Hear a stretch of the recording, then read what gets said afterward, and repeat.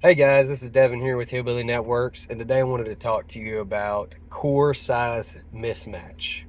That is something I was discussing with an instructor in a class I was taking recently, and come to find out, normally classes I've taken in the past when we've talked about core size mismatch, it's been in the terms of multi-mode, which has a different core size than single mode.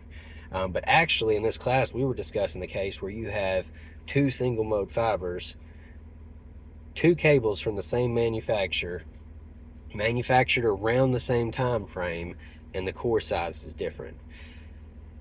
The reason this is possible is, say your fiber was 20 years old.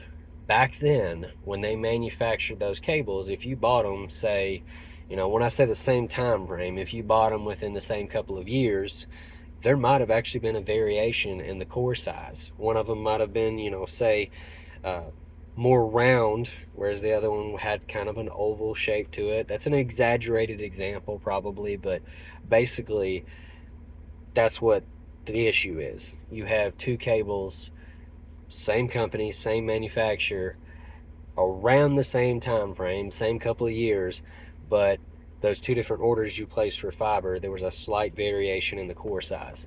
And basically what that means is every time you resplice that, because it's going to show up as a bad splice, every time you resplice that, it's just going to show bad over and over and over because I've tried it.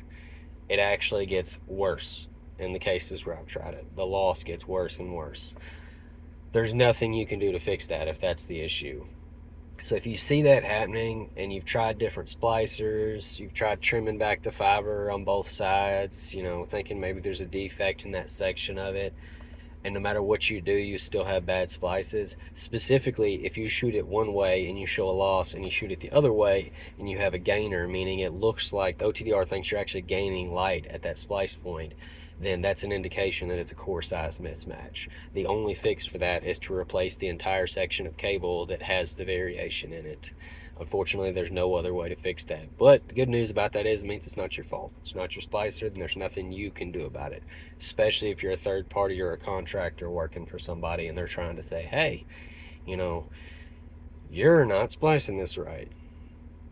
If you do a little bit of research on the cable, find out it's older, that may be something that could be a possibility. And that's something where you could come to them and say, hey, there's nothing we can do here. We've done our job based on the manufacturer. And you could call and probably talk to the manufacturer, and they could probably um, give you some feedback to help you out in that case. If you have any questions or anything, feel free to leave them in the comments. Thanks, guys.